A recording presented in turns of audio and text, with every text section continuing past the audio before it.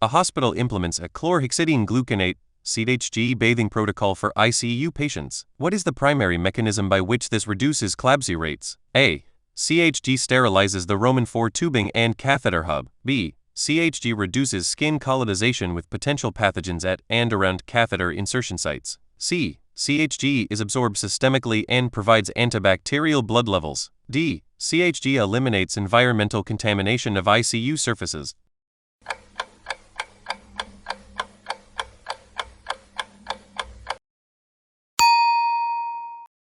The correct answer is CHG reduces skin colonization with potential pathogens at and around catheter insertion sites. CHG has broad-spectrum antimicrobial activity and a residual effect on skin. Daily CHG bathing reduces the burden of skin colonizers, especially gram-positive organisms that are the most common source of CLABSI. Multiple RCTs have shown CHG bathing reduces CLABSI and other HAIs in ICU settings.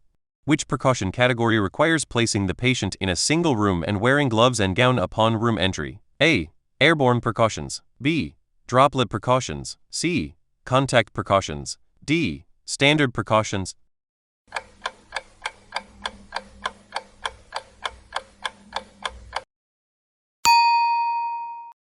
The correct answer is contact precautions. Contact precautions require single room or cohorting, gloves upon entering the room, gown if clothing will contact patient or environment, and hand hygiene before and after. They apply to organisms spread by direct skin-to-skin or indirect surface equipment contact.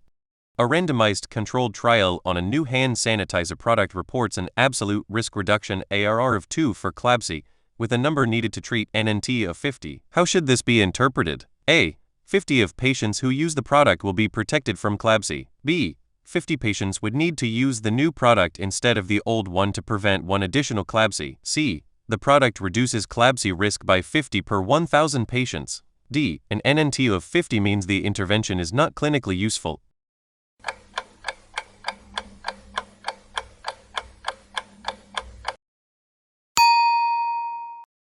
The correct answer is 50 patients would need to use the new product instead of the old one to prevent one additional CLABSI. NNT equals 1R. With a 2 ARR, NNT equals 10.02 equals 50. This means 50 patients must receive the intervention to prevent one case. Whether NNT of 50 is worthwhile depends on CLABSI cost, intervention cost, and feasibility. NNT is a clinically intuitive measure of effect size. A case control study investigating a nosocomial Legionella outbreak finds an odds ratio of 6.3 for patients who used the hospital shower. What does this suggest? A. Patients who used the shower were 6.3 times less likely to develop Legionella. B. The shower is a statistically significant risk factor. Patients who used it had 6.3 times the odds of disease. C. The odds ratio of 6.3 is not clinically significant without a p-value. D. The shower is the definitive source and investigation is complete.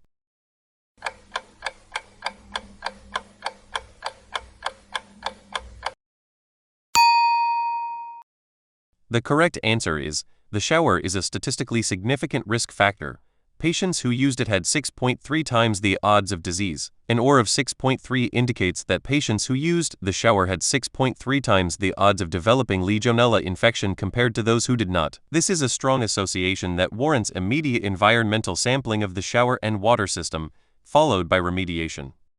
What is the significance of OSHA Respiratory Protection Standard 29 CFR 1910.134 for healthcare workers using N95 respirators? A. It requires annual medical evaluations and fit testing only for high-risk procedures. B. It requires a written respiratory protection program, medical evaluation, fit testing, and training before an employee uses a respirator. C. It applies only to industrial settings and does not cover healthcare. D. It requires powered air purifying respirators for all TB-exposed workers.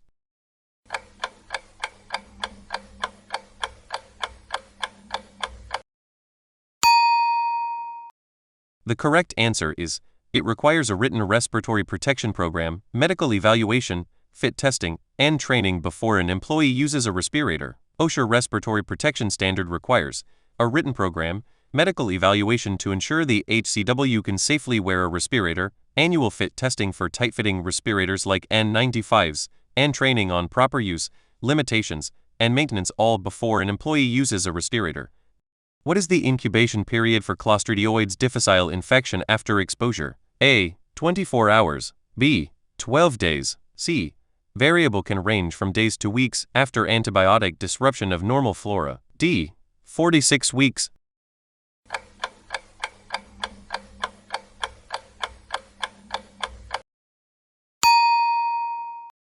The correct answer is variable can range from days to weeks after antibiotic disruption of normal flora. C. Difficile infection typically develops after antibiotic use disrupts normal gut flora, allowing C. difficile spores to germinate and toxin-producing organisms to proliferate. Symptoms usually appear within 510 days of antibiotic exposure, but can occur up to 8 weeks later.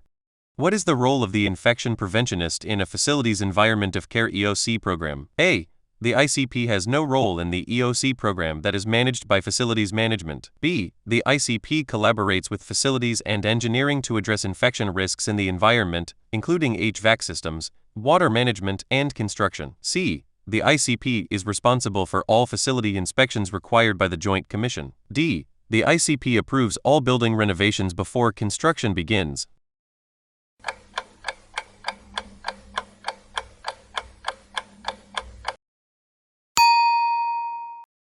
The correct answer is the ICP collaborates with facilities and engineering to address infection risks in the environment, including HVAC systems, water management, and construction. ICPs play an essential role in infection control risk assessments, ICRA for construction and renovation, water management programs, Legionella prevention, HVAC system maintenance, and environmental cleaning validation. This requires collaboration with facilities, engineering, and administration. Which bundle component has the strongest evidence for preventing CLABSI? A. Prophylactic antibiotic infusion through the catheter. B. Maximum sterile barrier precautions during catheter insertion. C. Changing the central line every 72 hours. D. Using femoral vein as the preferred insertion site.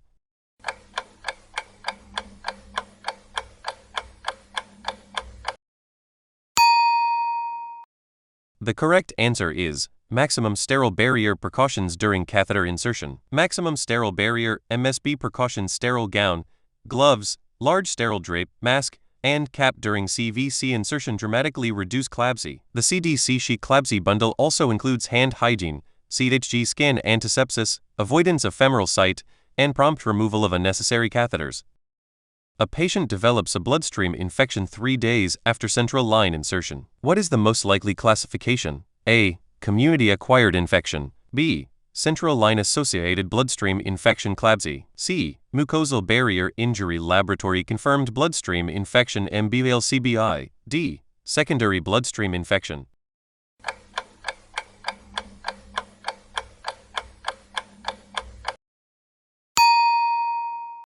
The correct answer is central line-associated bloodstream infection CLABSI. CLABSI is defined by NHSN as a primary bloodstream infection in a patient who had a central venous catheter within 48 hours before the blood culture was drawn with no other apparent source of infection.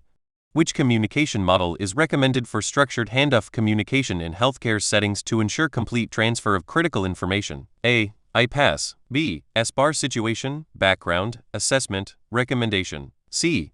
CUS concerned, uncomfortable, safety issue. D. Desk describe, express, suggest, consequences.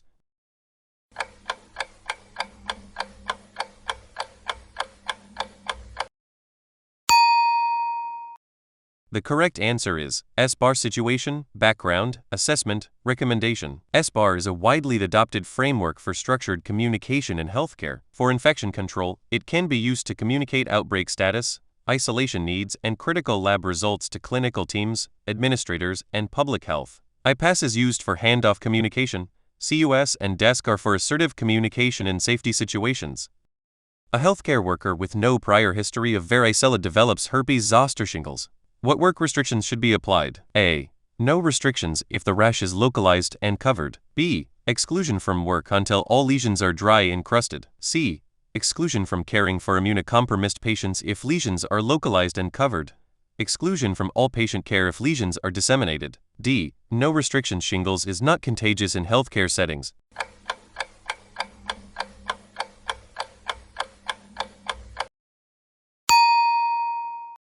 The correct answer is exclusion from caring for immunocompromised patients if lesions are localized and covered. exclusion from all patient care if lesions are disseminated. Localized herpes zoster with lesions covered.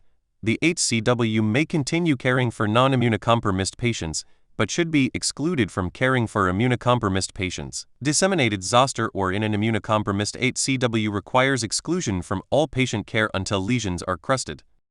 An ICP is developing an annual infection control plan. Which element should be included based on Joint Commission IC standards? A.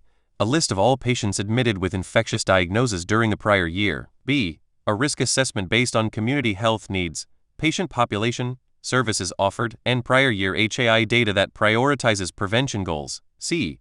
A mandatory plan to achieve ZVO HAI rates within 12 months. D. A schedule for environmental cultures of all patient rooms.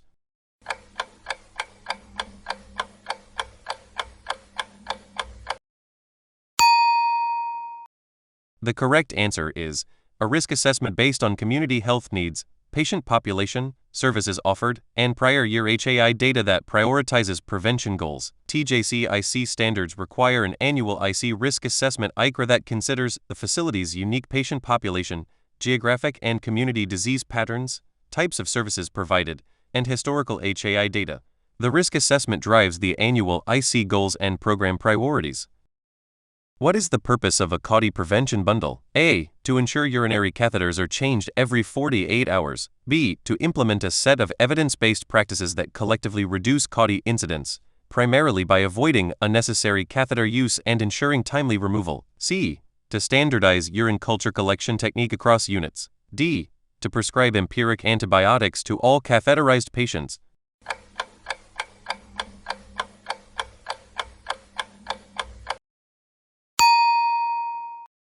The correct answer is to implement a set of evidence-based practices that collectively reduce CAUTI incidence, primarily by avoiding unnecessary catheter use and ensuring timely removal. The CAUTI prevention bundle includes inserting catheters only when indicated, using sterile technique for insertion, maintaining a closed drainage system, performing daily review of catheter necessity, and promptly removing unnecessary catheters. The most impactful single intervention is avoiding catheterization in the first place. An ICP presents annual CLABSI data showing a statistically significant 40% reduction in rates following implementation of a prevention bundle. The hospital administrator wants to know the cost savings. Which framework best supports calculating the return on investment for infection prevention? A. The Downey-Beedian structure process outcome model. B. A cost-benefit analysis that compares the program cost against the attributable cost of the prevented infections. C. The PDSA quality improvement cycle. D. The SBAR communication tool.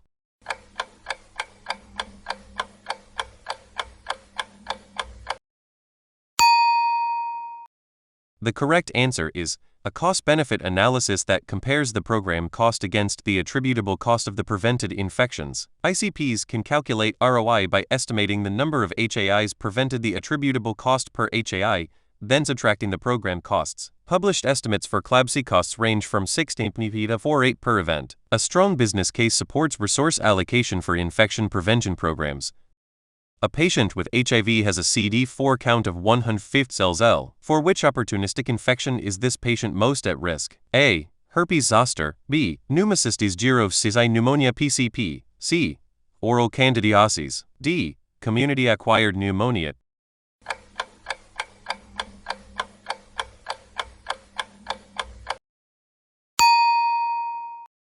The correct answer is Pneumocystis jirovecii pneumonia PCP. PCP prophylaxis is indicated when CD4 count falls below 200 cells L. At 150 cells L, the patient is at high risk for PCP as well as toxoplasmosis 100 and disseminated MAC 50.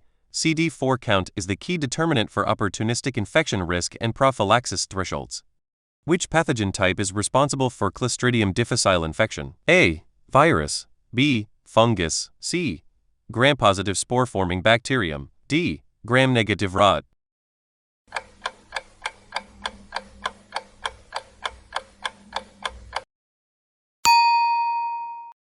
The correct answer is gram-positive spore-forming bacterium. Clostridioides, formerly Clostridium difficile, is a gram-positive, anaerobic, spore-forming bacterium. Its spores are resistant to alcohol-based hand rubs, which is why soap and water is required for hand hygiene after C. diff patient contact. For which infectious condition should a healthcare worker with active disease be excluded from all patient care activities? A. Mild upper respiratory tract infection. B. Active pulmonary tuberculosis. C. Resolved chickenpox with all lesions crusted. D. Colonization with MRSA without active infection.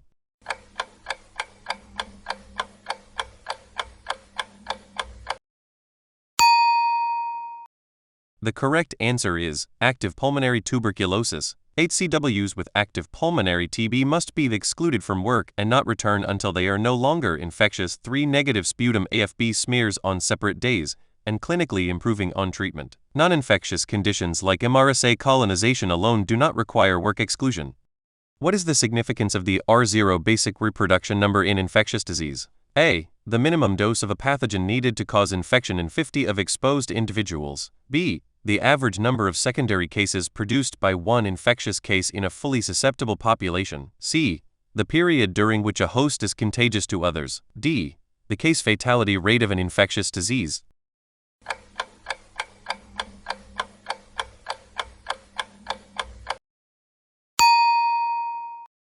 The correct answer is the average number of secondary cases produced by one infectious case in a fully susceptible population. RSV quantifies transmissibility, and RSV1 means the infection will spread in a population. RSV1 means it will die out. Herd immunity is achieved when enough individuals are immune to reduce the effective reproduction number below 1. When an ICP suspects an outbreak of healthcare-associated infections, when should the local or state health department be notified? A. Only when the outbreak involves a nationally notifiable disease. B. When the outbreak cannot be controlled internally, when it involves unusual pathogens, or when required by state law. C. After the outbreak has been fully investigated and controlled. D. When more than 10 cases occur.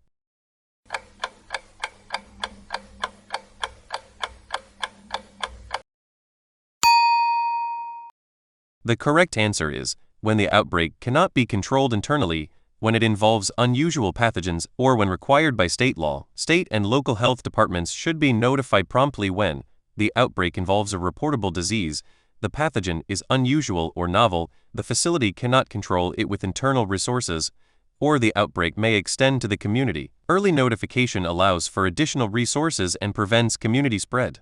What is an infection control risk assessment (ICRA) and when is it required? A. A patient risk screening tool completed on admission for HAI prevention planning. B. A structured assessment of infection risks associated with construction, renovation, or maintenance activities that may disturb dust and disrupt utilities. C. An annual internal audit of hand hygiene compliance rates. D. A competency assessment tool for newly hired ICPs.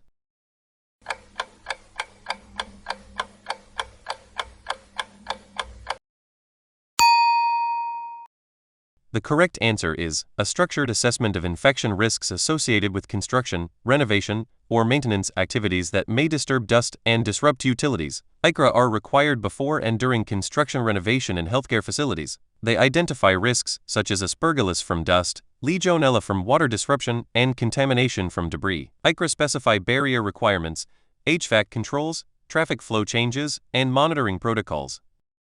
Which of the following best describes transmission-based precautions? A. Precautions that replace standard precautions for infected patients. B. Additional precautions used in conjunction with standard precautions for patients with specific known or suspected pathogens. C. Precautions used only in ICUs for immunocompromised patients. D. Precautions used only after lab confirmation of an infectious diagnosis.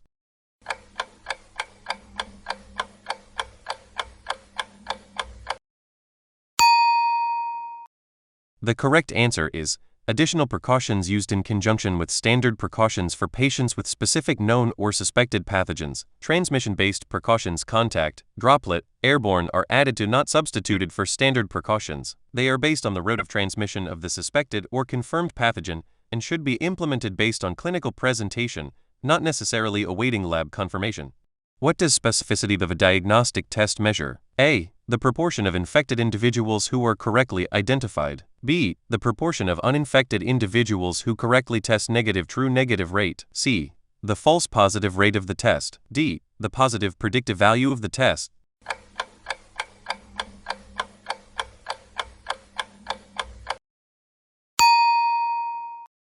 The correct answer is the proportion of uninfected individuals who correctly test negative true negative rate. Specificity equals true negatives false positives. A highly specific test rarely produces false positives. SB pin a specific test when positive. Rules in disease. Sensitivity and specificity are characteristics of the test itself, independent of disease prevalence.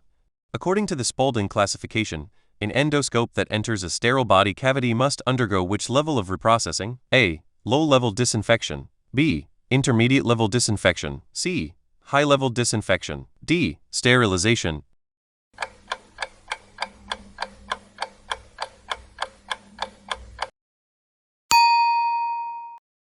The correct answer is sterilization. The Spaulding classification.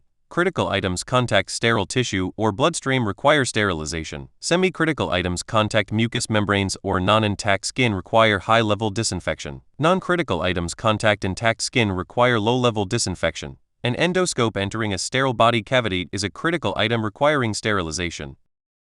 Which vaccines are recommended for all healthcare workers according to the CDC? A. Hepatitis B, influenza, MMR, varicella, Tdap, and meningococcal vaccines. B. Hepatitis B, influenza, MMR, varicella, and Tdap. C. Hepatitis A and B, influenza, and tetanus only. D. Influenza and Tdap only.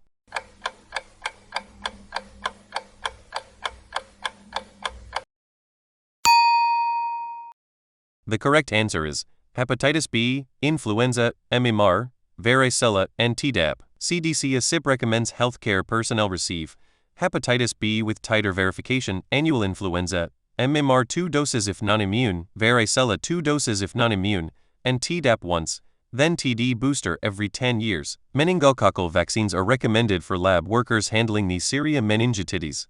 A new ICP notes that the CAUTI rate in one unit increased from 1.2 to 3.8 per 1,000 catheter days over 6 months. The increase is statistically significant. What should the ICP do first? A. Immediately report the cluster to public health authorities. B. Verify the data, review whether there were surveillance or documentation changes that could explain the increase. C. Implement a CAUTI prevention bundle without further investigation. D. Conduct environmental cultures of all urinary catheter equipment.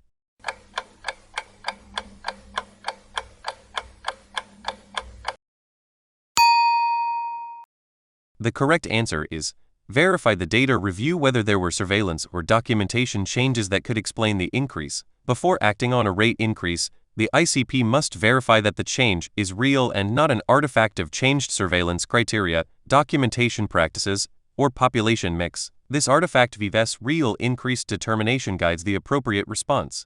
What distinguishes a pandemic from an epidemic? A. A pandemic is caused by a new pathogen. An epidemic involves existing pathogens. B. A pandemic involves an unusually high mortality rate. An epidemic does not. C. A pandemic is a worldwide epidemic affecting multiple countries or continents. An epidemic is confined to a region. D. An epidemic lasts longer than a pandemic.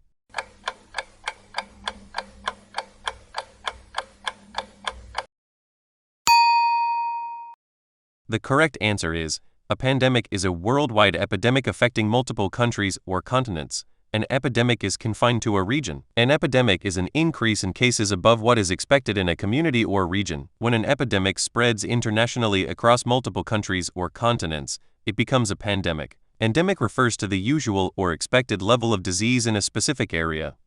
What is the primary function of an infection control committee ICC? A. To perform annual environmental cultures of the hospital. B. To provide multidisciplinary oversight of the infection prevention and control program, including policy development and data review. C. To investigate every HAI reported in the facility. D. To set formulary guidelines for antimicrobial therapy.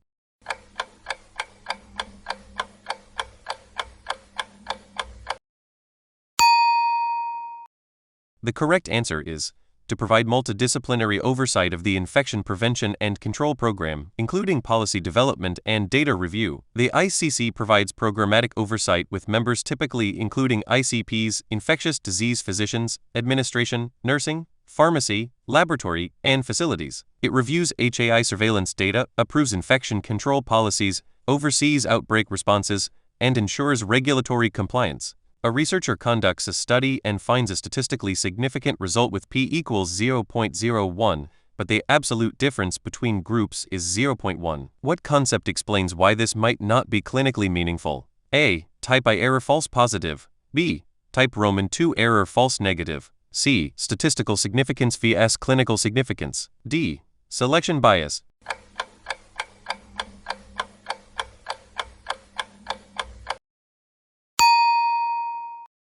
The correct answer is statistical significance vs clinical significance. Statistical significance p-value depends heavily on sample size. Large studies can detect trivially small differences as statistically significant. Clinical significance refers to whether the magnitude of effect is large enough to matter in practice. Both must be evaluated together, along with confidence intervals and absolute risk reduction. During the annual influenza season, a hospital implements a mandatory influenza vaccination policy. A healthcare worker declines vaccination citing religious beliefs. What is the appropriate response? A. The employee must be vaccinated regardless of stated beliefs. B. The hospital must accommodate the religious exemption. No further requirements apply. C. The hospital should work with HR and legal counsel to evaluate whether accommodation, for example, wearing a surgical mask during patient care in flu season, is feasible. D. The employee must be reassigned to a non-clinical role permanently.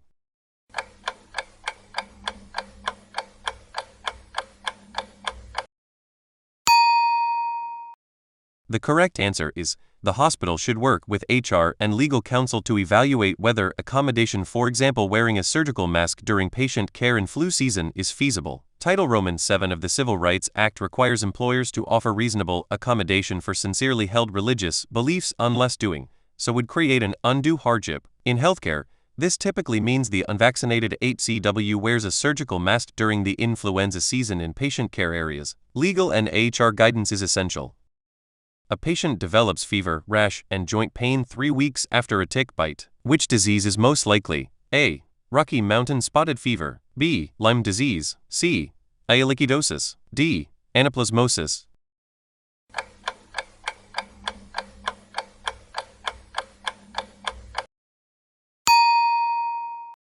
The correct answer is Lyme disease. Lyme disease Borrelia burgdorferi typically presents 330 days after an Eichsud's tick bite with the pathognomonic erythema migrans, rash, fatigue, fever, and musculoskeletal symptoms. It is the most common vector-borne disease in the United States. How many did you get right? Let us know in the comments, and tell us what topics you want us to cover next. Want to practice more? Download the app and get hundreds of practice questions with detailed explanations.